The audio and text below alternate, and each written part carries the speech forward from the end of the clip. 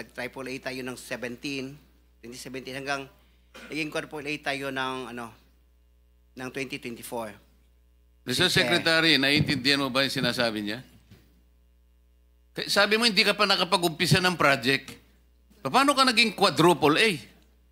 Ang ano ko lang, Mr. Che, yung sinasabi kong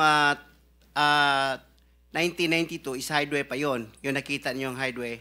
Hindi natin pinag-uusapan yung hardware mo. Ang pinag-uusapan natin, flood control projects. Tinatanong ka kanina, sabi mo, hindi ka pa nagkapag-umpisa ng flood control projects. Paano ka nagkaroon ng lisensya? Paano ka naging quadruple A? At lalong mahalaga, paano ka nasama sa 15? Gumawa ka na ng flood control project. Gumawa na tayo ng flood control project. O ngayon gumawa ka na naman. Ano ba talaga yung totoo? Baka hindi ka makauwi sa araw na ito. Nagsisinungaling ka na naman eh.